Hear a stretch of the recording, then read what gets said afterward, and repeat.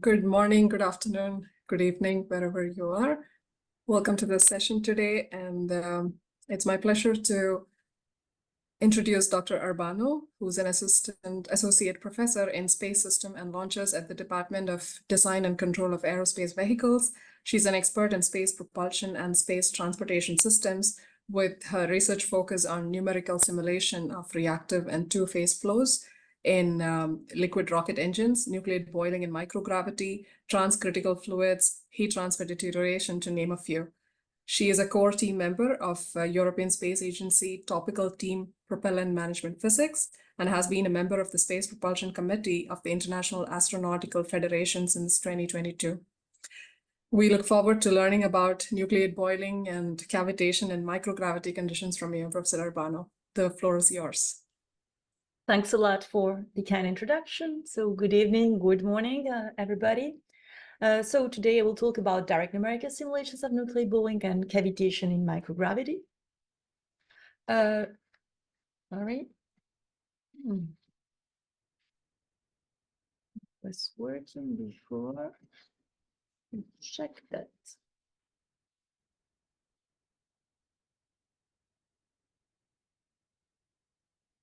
Excuse me.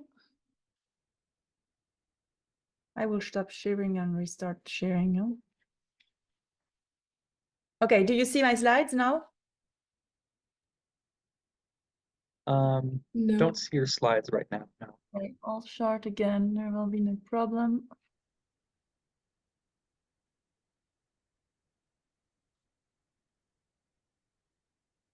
And now? It's your screen. Before we started, we tried, and now it's not working. Strange. Sorry, I'll start again. Strange things. Okay. Now you see it? Yep. Yes. Good. Okay. Yep. Sorry for a bad start. So the work I will talk today about, of course, is the results of a common work between several people. So Sébastien Tanguy and Catherine Collin, my colleague from IMFT, and several PhD students, so Marie Bibal and Doric Torres, who just finished, and Maxence Desferres, who is doing his PhD. So what we are interested in from a technological point of view, the context is a context of depot, in-space depot and upper stages, in which we have tanks containing cryogenic propellants, and they need to containing and to store it for long periods, okay? And during those long periods, hours or months, in case of depot, we will have both ballistic phase, in which boiling can occur, but also we need to precondition the propellant before ignition, in case of an engine, or before refueling. And this will induce pressure cycles and cavitations. In the end, we end losing propellant because we need to vent. So there is clearly a need to study, okay, bowing and cavitation in microgravity. So the problem is that these problems are multi-scale, okay? So we have several multi-scale challenges. We are interested in the problem at the tank scale. So here we're talking about size of the order of the meter. But the problems we're interested in are driven by scales that are of a millimeter scale, so the bubble scale. And in specific case, we can have microlayer. I will talk about that. Those microlayers have the size of the order of a micrometer. But we also know that there are regions smaller than that, like the micro region that is at the nanometer scale, that hugely impact what happened at the bubble scale. So in these multi-scale challenges, we were interested, and this is what I will talk about during this talk, both at integrating actually what happens at the micro region scale in the DNS, but also at thinking on how then to go from DNS to large scale. Another important thing I want us to point out in order to fix the ideas is that when we look at this diagram, everybody knows it. We talk about boiling when we increase the temperature and we have an isobaric, okay, phase change phenomena induced by heat. But on the other side, we can have cavitation when we have a drop, okay, of pressure, either induced by a channel, like in case of hydrodynamic cavitation, or in a tank, what I will refer to pool cavitation here. And here in that case, the pressure decreases. So we have the density decreasing, we have an expansion, but also, and more important, we have a decrease of the saturation temperature. So the liquid finds itself superheated, and we have phase change induced by cavitation. If to describe Boeing in isobaric condition, an incompressible numerical solver is suitable because we can consider that we have a divergence of velocity, which is 0 and constant density. When we go towards cavitation, we need to include compressible effects and to have a model which is consistent in terms of thermodynamic. So just to put a few ideas that will justify what I will talk about in the next slides.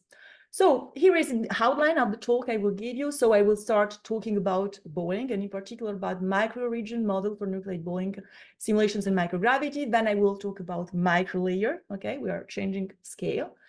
Then I will introduce the compressible solver for phase change phenomena and give a few examples of simulations of cavitation, in particular in microgravity.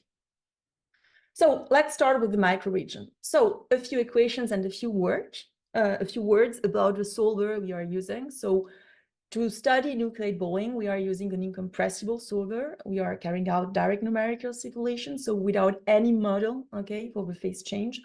The governing equations are here. There's our classic governing equations for incompressible fluids, plus we consider constant densities both in the liquid and in the vapor. And we have jump condition at the interface. In particular, the jump conditions, the last one that you show, that you see for the energy, is the jump condition based on which we will compute the phase change mass flow rate. Okay, and we have an interface, and that separates vapor and liquid. We are using a sharp interface approach in order to simulate the interface, in particular level set method. Okay, here you have a level set functions that is defined everywhere. It is 0 at the interface, it is negative in the vapor, it is positive in the liquid. We can compute everything about the interface, the normal, the curvature, and then we use a Gauss fluid method. So we are not go into the detail here, but basically this method allows to avoid the computation of gradients of discontinuous variables that are extended, defining Gauss fluid in the liquid and in the vapor. A few words about the numerics. We end up with the linear solver for the pressure, which is a Poisson equation that we need to solve following the compressible projection algorithm. And then for the phase change, what we do, which is very important, we impose that we have a saturation temperature at the interface, considering an equilibrium in thermodynamic. Then we can, based on the temperature field, compute the gradient at the interface and so the phase change mass flow rate. Again, I say in this approach, the phase change mass flow rate, which is a very important, the most important thing, I would say we compute it. Okay, we don't have a model to it, but we compute it from the simulations, and then we can extend the fluid, the different fields. So this is the example for the velocity, in order following the Gauss fluid method. So this solver is integrated in a code which is called DIVA, which has been developed at IMFT since several years by Sébastien Tanguy, and more recently, with myself, I co-developed this code also. And okay, there are we are using Cartesian grid, but we can use also immersed boundary conditions to describe complex geometry, conjugating, transferring the word, BBBMG for the linear solver, Winazit scheme for the conducting sim, and so on. Okay, you can find the details in the paper. So that was just a short introduction to give you the ingredients, I would say, of this solver we are using. Let's go now into the physics. First, let's consider the simulations in normal gravity on a very famous, actually, test case, which is from the Sonnedyr paper on 99. So we have a vapor, we have water, so a bubble of water, which is nucleated and grows and is detached.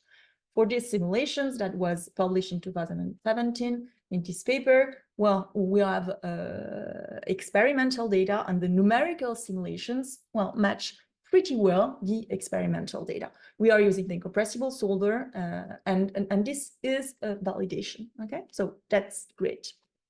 Then, later, we tried to apply the same solder in order to simulate a different test case, which is in microgravity. So here you have just an example, okay, like the domain of computation with the initial conditions. So we have water.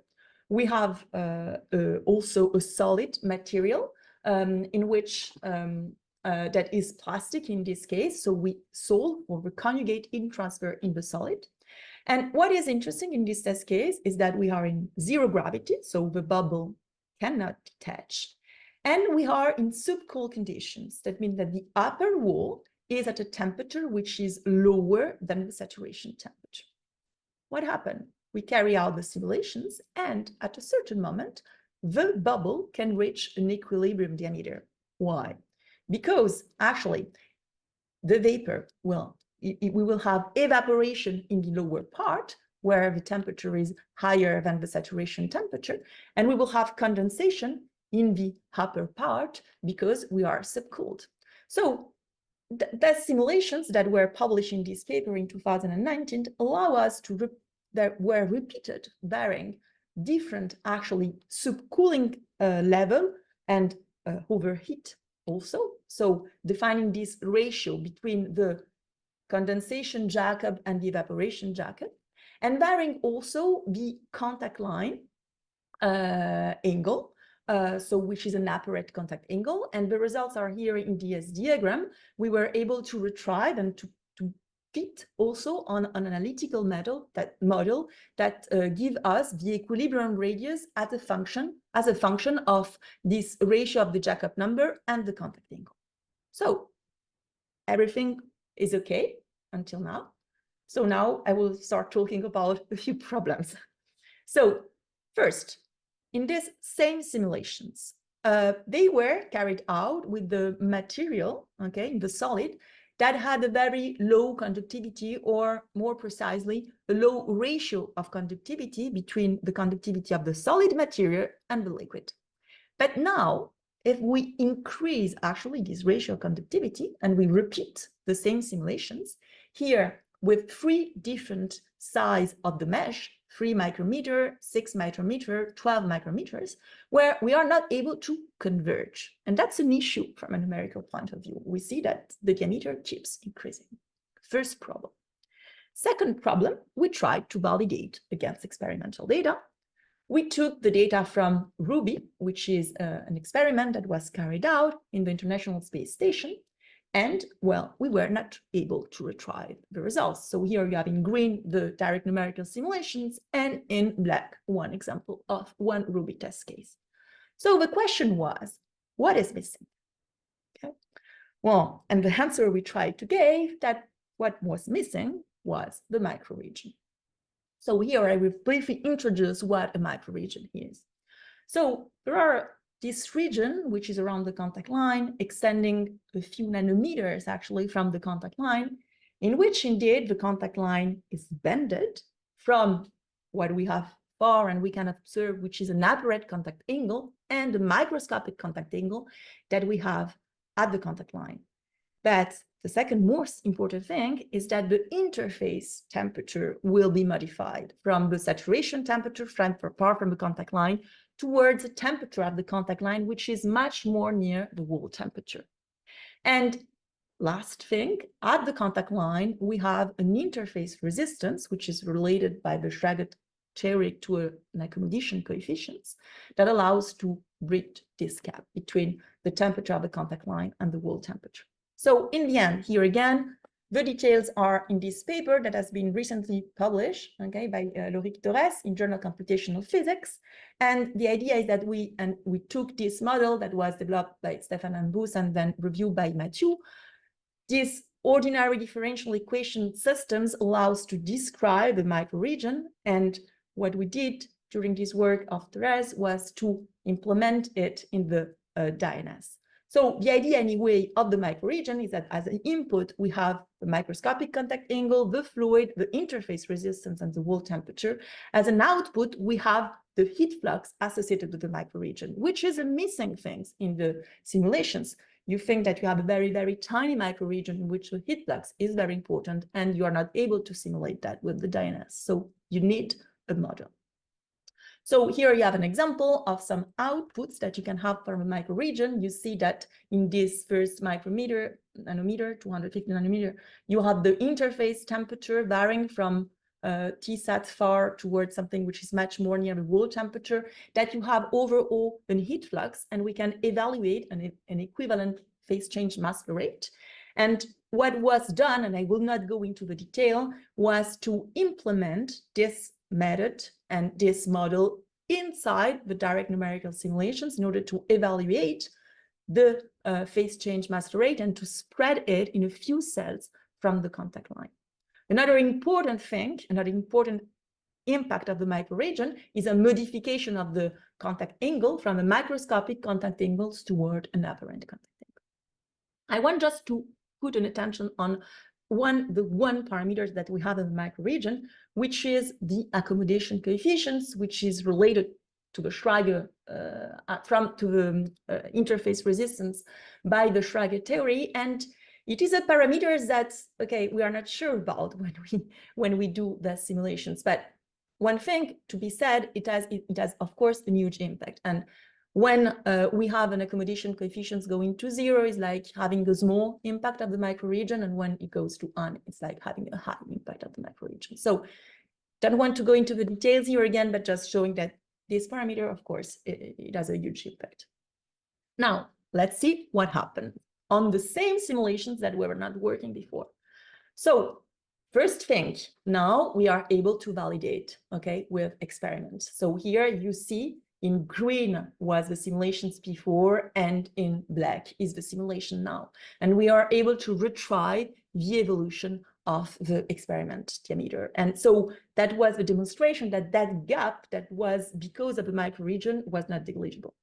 If we look now at the simulations, the one on the left part is without microregion, the one on the right is with microregion. You can see that the microregion has a very good big impact actually on the bubble. You don't see it very well here, but it has an impact, of course, on the contact angle. And now if we go and look at the results that were not converging before, that are dashed, now with the microregion, they are converging. Of course, we have also a higher diameter, but what is important for us also is that we are able to converge them from a numerical point of view.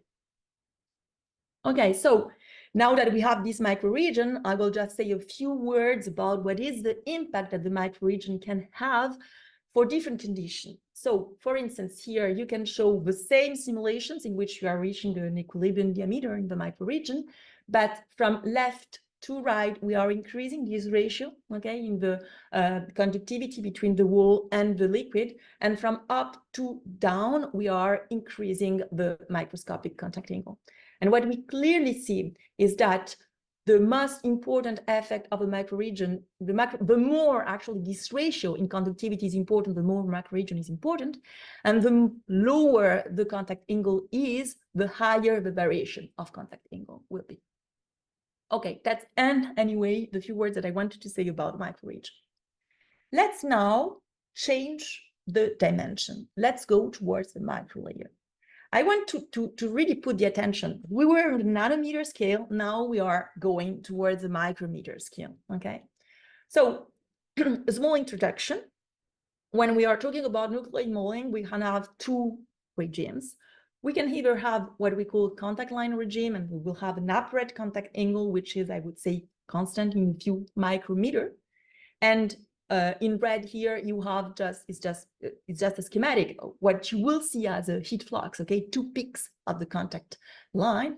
Or we can have what we call a microlayer, so is a very small layer under the bubble, which has a few micrometers of height, and so a very huge impact on the heat flux. So back in 2007, 2018, we did some simulations. So that is the same simulations that I showed you at the beginning with the comparisons with the experimental data. We are in contact angle regime. We have a Jacob number of 21. Now, what have we increased the Jacob number? Well, we can clearly see the appearance of a microlayer. Okay, here you have a zoom. You can clearly see this microlayer which has a length of the order of 0.3 millimeter here and just a few micrometer of height. By the way, these data were referring to 2 experimental campaigns that were in microlayer and in contact line.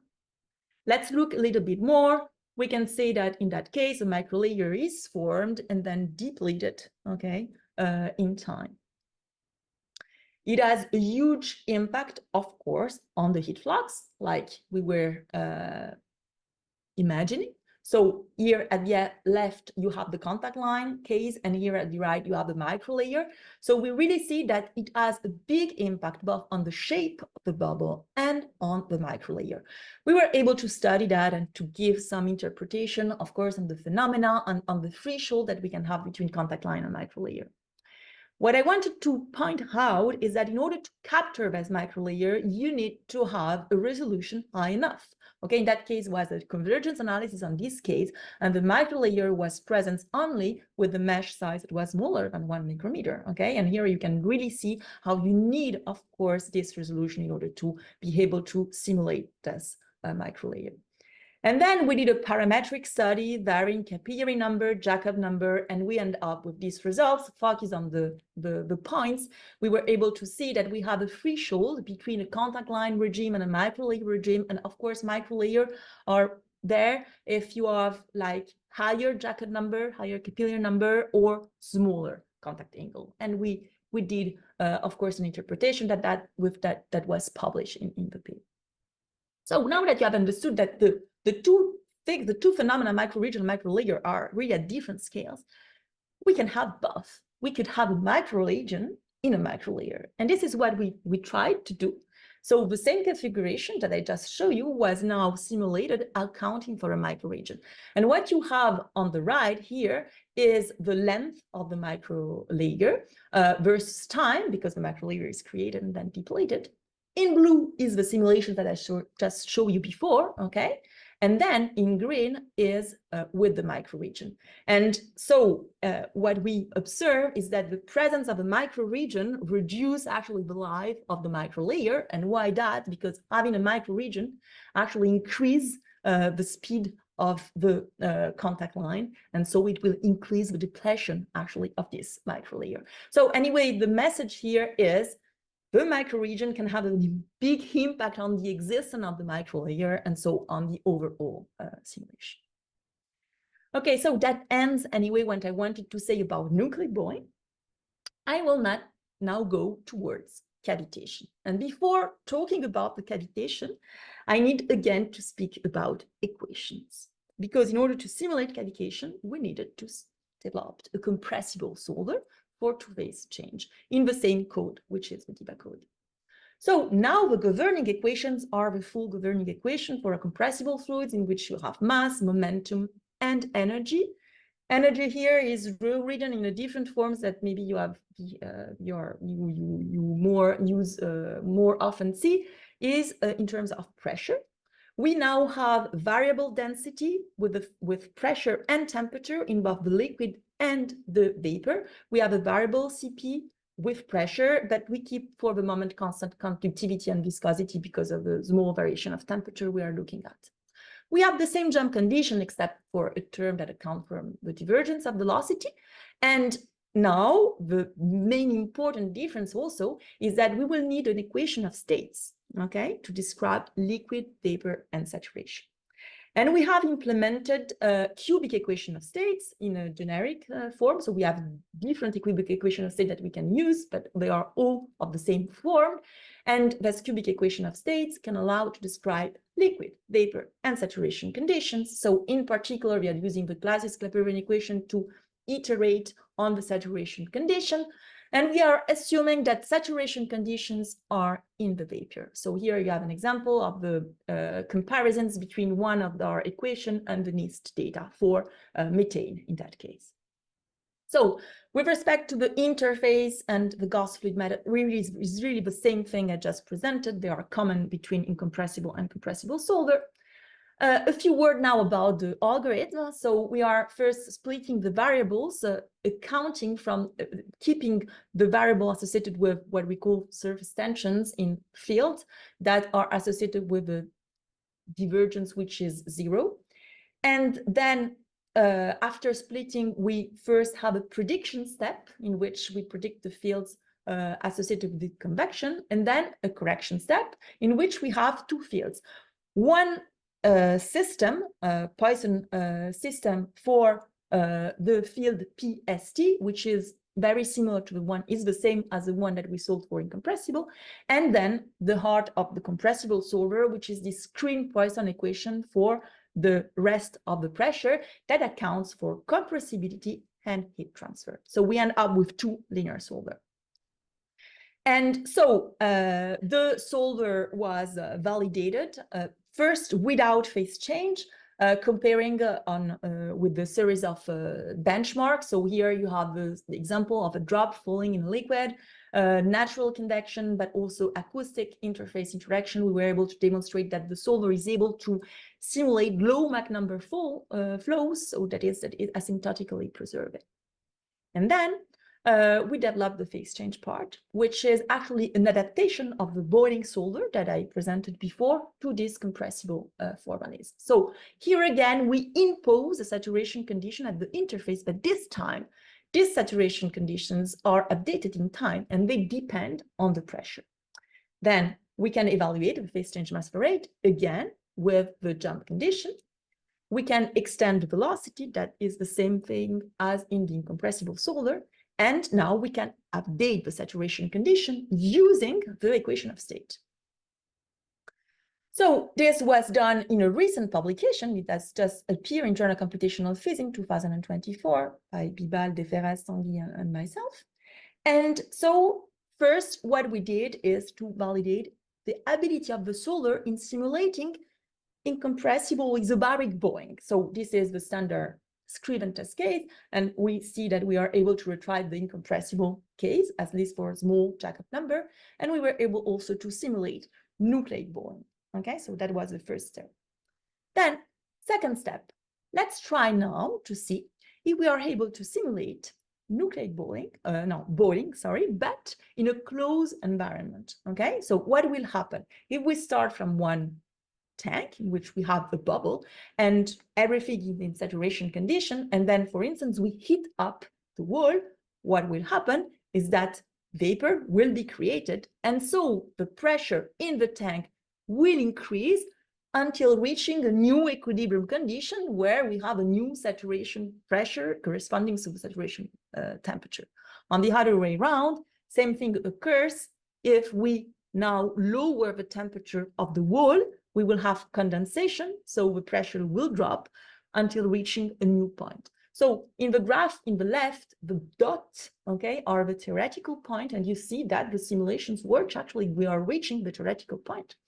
What was interesting here is to see that there is anyway a compressible effect that comes out when you look at the field, okay? In the case of condensation, so is the field in the left, we have that because we are condensing, the pressure is decreasing, okay, because we are like creating a liquid. And so as a consequence, the vapor is expanding. And this is why we have the velocity going, toward the exterior. On the other way around, when we have like boiling, we are creating vapor, so we are increasing the pressure, and so as a consequence, the vapor inside the bubble is contracting. So it's an interesting phenomenon that we were surprised also at the beginning, but is the demonstration of the coupling that we are really taking into consideration with this solver. So now that we have we have seen this few details about the solver, let's see how we can use it in order to simulate pool and hydrodynamic cavitation. So I will first talk about one test case, which is an experimental test case. The details can be found in the work of Weber and Dreyer. So from the University of Zarm, they did this experiment in a drop tower in microgravity, and the idea is that we have a bubble of methane, and then this bubble, the bubble of methane in the experiments falls in the drop tower. So we are in microgravity. The pressure is decreased. Since the pressure is decreased, the liquid finds itself superheated, and so we have the growth of the bubble. So the idea is that we have data, they have been published by these colleagues in 2023. The idea was, are we able with our solver to replicate those results? So this is the domain of computation. So we have a methane, pure methane in saturation conditions. We put a bubble at the beginning. We have a wall of stainless steel, and we impose the experimental variation of pressure on the upper part. So this is an example of the simulations. On the top, you have the variation of the pressure, and here you see the bubble growing. What happened is that actually the bubble has a temperature, of course, which is lower inside than the liquid, okay? The liquid found itself superheated because the pressure is decreases. Now, if we look at the comparisons between numerical results and experimental data, what we have done is to see what was also the impact of the microregion, putting it or with microregion or without microregion. So with microregion is in green, without microregion is in blue. And we see that we are able, in that case, to have more or less experimental data. But what is important here is more that we are able to retrieve the two phases. So the first part is the expansion phase, okay, in which we are decreasing the pressure. So in that phase, the bubble is growing for two reasons, because we have an expansions and because we have phase change. Once the expansions is over, the bubble keep growing because actually the liquid is superheated, but this is why we have a change in slope, because now the bubble is growing only because of phase change. So it was interesting to observe as two phases. We have the uncertainties associated with the microregion. So this is work in progress, but I wanted to show it today because it's something we are really working on. And also because it's a topic of interest for a topical team, propellant management team, that was named at the beginning, that I am part of, which is a topical team of ESA, and with the colleague from University of Bremen, from VTI, from Tokyo, we are like working on this experiment that we hope one day will fly on a sounding rocket, and the idea is to do the same kind of thing, but with H2. So it's really work in progress. We are done in the phase AB now of the developments of this Scream H2. And the idea will be to provide data in order to validate tool, like the one that we are developing. So now I want to end this talk by talking about another test case, which is not microgravity now anymore, but is another demonstration of the solver we are developing.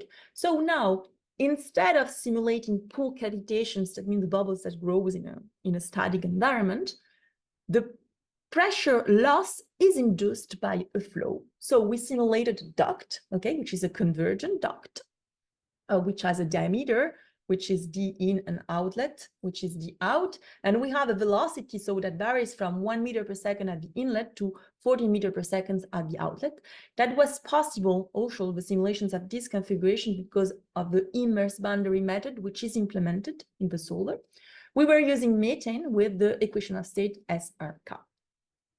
So this is the pressure fields. What you see is that the bubble enters and then accelerates, and when it goes in the low pressure part, really increase, okay, in shapes. The bubble grows because the saturation temperature again is decreasing.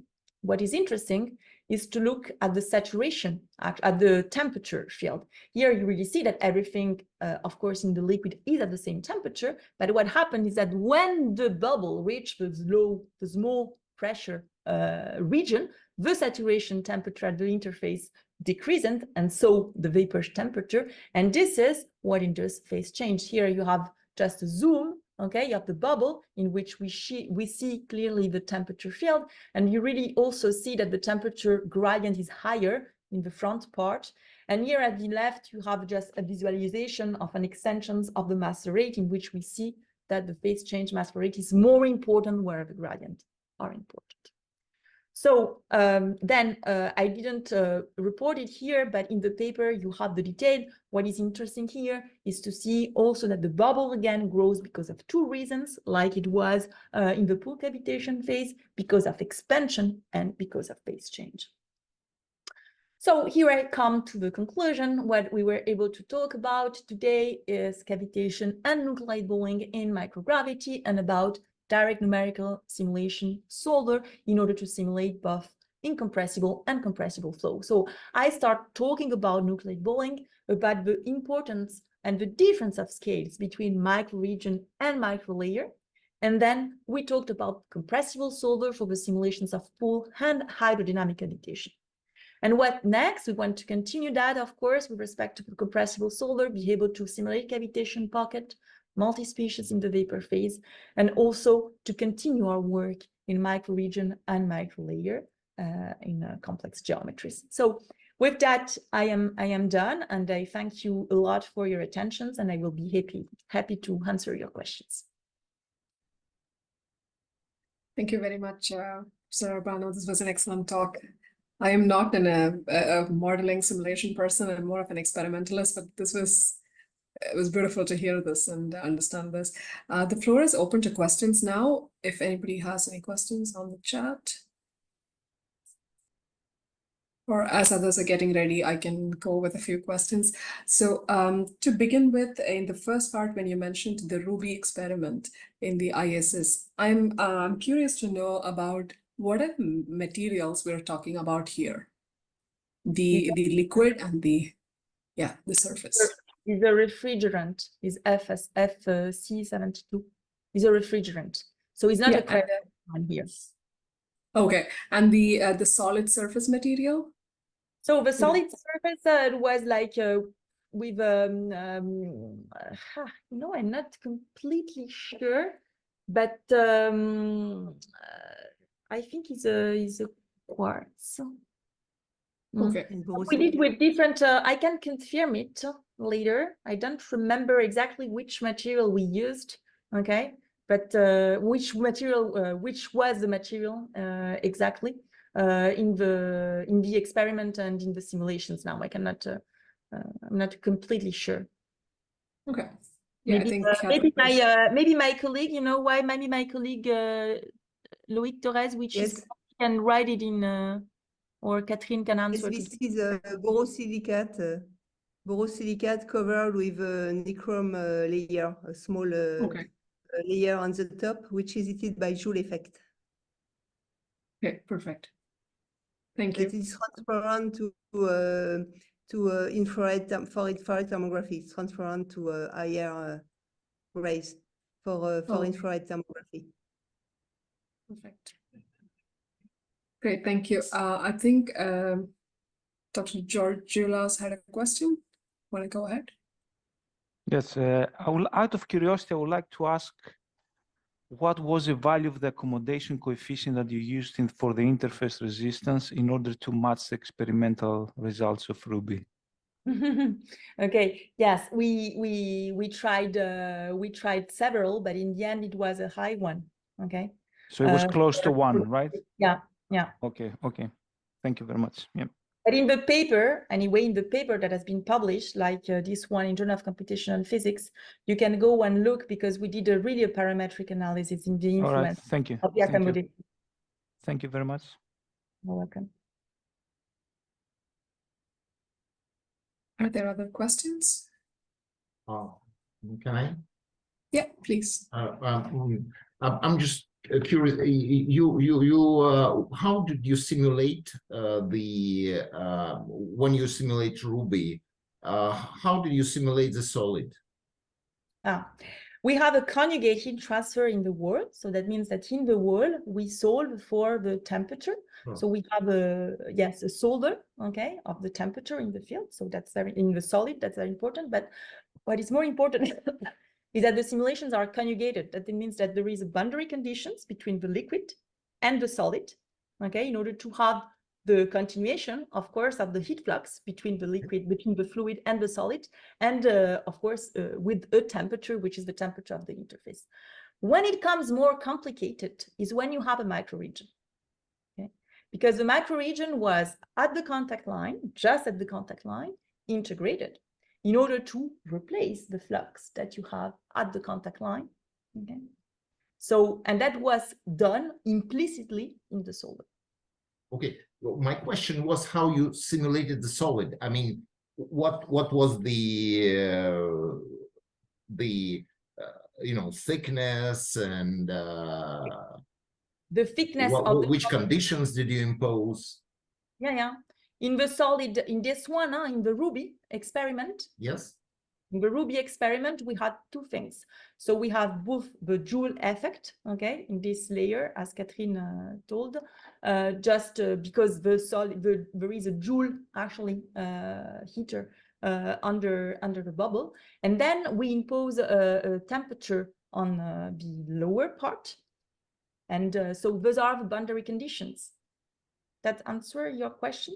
In terms of boundary conditions, there are the two that are solved, and then the equations are solved in the solid material, considering that you have the conduction equation of temperature. So I'm sorry, it's so you took on the bottom, which conditions you took on the bottom of the solid? Or what was the thickness of the solid? I mean, okay, the thickness of the solid in the simulations. The thickness of the solid is 5 millimeters, and at the bottom it's adiabatic. 5 millimeters. Just so you suppose that current passes through 5 millimeter thickness? No. The conductive plate is much thinner. Is something which is maybe 50 nanometers, so it's the coating is very thin. So yeah, this, but what was the model in the simulation? This I understand, the experiment, but what was the simulation model? For the Joule effect? Yeah. Did you simulate the chromium layer and the chromium layer heat conduction in the glass? We consider a density heat flux in the first solid cell, but we do not impose the chromium layer in which the Joule effect is. The chromium layer is not simulated. Only the first cell in which we impose a density effect to simulate this Joule effect. Okay, so you simulate the first cell. What was the thickness of the first cell? I think it's like the rest of the domain. It's I think 16 microns. So your chromium layer was 16 microns, and then you simulated with the parameters of chromium or with the parameters of borosilicate. I mean, of borosilicate. We just want to just impose the same amount of heat flux. That's what we do. Okay. Yeah. Okay. And what was the accommodation coefficient? 1? No, I think. Tell Lorik, you know better than one was exactly the number. I think in the Ruby simulation it was 1 as an accommodation coefficient. Okay. I had a look on your paper, and well, I think you misinterpret the contact line region model that we created. You cited our model of Janczyk and me, but you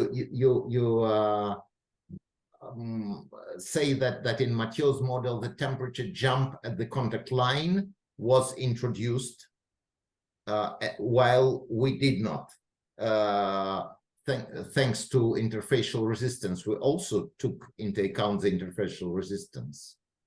It was the same. So you also have a jump of temperature at the contact line. It is just the difference of it's the same condition as Mathieu for the interfacial temperature. It's exactly the same. The only difference with Mathieu that we imposed we analyzed its asymptotics and imposed the mathematically correct asymptotics at the contact line to increase the precision. That's it. I mean, it's the same model, but we just made it more precise. That's it. It's basically the same. Yeah. Okay, thank you. Anyway, we need to discuss again about that. Yeah, it just was just with pleasure whenever you want. Can I ask a question? Yeah, please. Okay. So just to continue the discussion of the microregion, So typically, I mean, in classical models, the substrate temperature, the wall temperature is constant in those models, right? And so then you're trying to apply this to simulations where things, obviously, there's conduction in the substrate. So how exactly do you deal with that? That's a very good question, because I think it was one of the things that took us a lot of time at the beginning, because you need, as you just tell us, you need a wall temperature here in order to solve the problem. So what we did, I'm sorry if I do that, because I think that I have another slide somewhere here to show you that. Okay, was actually to really develop a model which is coupled with the solid fluid resolution. So the idea is that offline we can compute our microregion results, varying the wall temperature, the microscopic contact angle, okay, on the different variables. So in particular, varying the wall temperature. And then what we observed is that for a range of variation of temperature, this delta T is the difference between T wall and T sat, we can linearize, okay? We can linearize what happened in terms of heat flux. And that what we do, and if you look at the right part, is actually we replace, okay, in the cell that contains the contact line, we consider that the heat flux that comes from the wall is the heat flux from the microregion, but the problem is how you compute the wall temperature, okay? And for that, we are able just to put an equality between the heat flux that needs to come, okay, from the fluid and from the wall and the heat flux that is the microregion heat flux, and we can calculate the wall temperature. So the wall temperature is a consequence from the equality, okay, the energy conservation, I would say, at the wall. And so once we know what is the wall temperature, we can go into a microregion, a model, and take the good heat flux. So actually we will end up having a wall temperature difference, a difference between the wall temperature and the saturation temperature that evolves in time. It's not constant, and depends on the resolution. So I hope this answered your questions.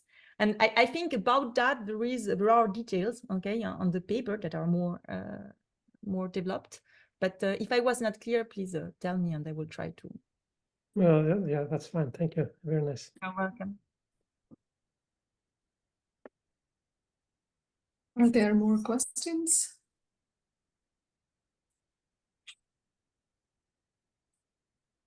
Yes, please go ahead, Corentin. Okay, thank you. Thank you for your very nice talk. I was just wondering which model do you use to model your nano regions in the microlayer close to the contact line? Because do you use disjointing pressure? No. In the end, we did not include the disjoining pressure.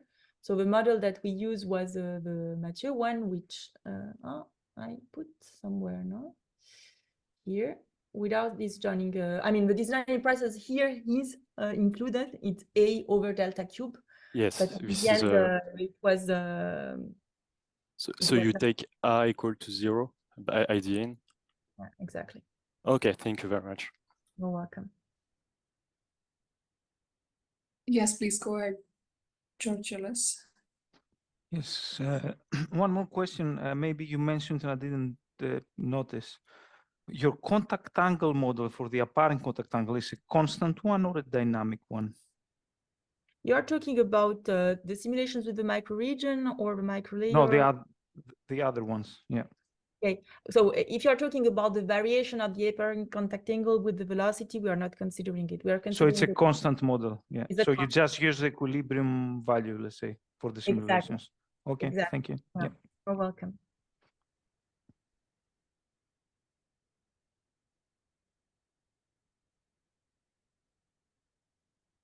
Are there any more questions?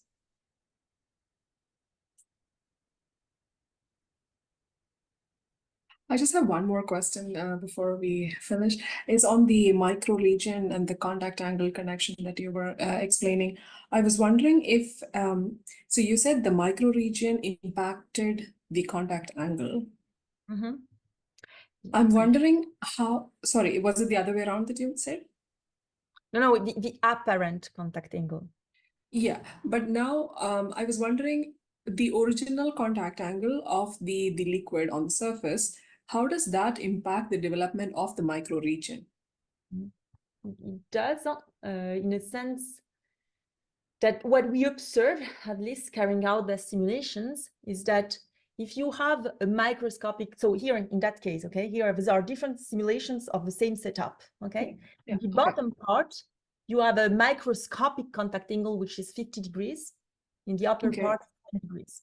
So, and Okay. as you see, actually, for smaller contact angle, the variation between the microscopic contact angle and the apparent contact angle is more important. So you have this theta apparent. So for 10 degrees, for instance, you end up with 13. Okay, so we have a bigger variation. So in a sense, if you are not accounting for your model, where you are more off. Okay, so in that sense, it impacts. Okay. Okay. Well, thank you very much. Are there any more questions? If not, I think we'll thank the speaker for this great talk and the wonderful discussion. I think we had a good question answer session too. Thank you very much.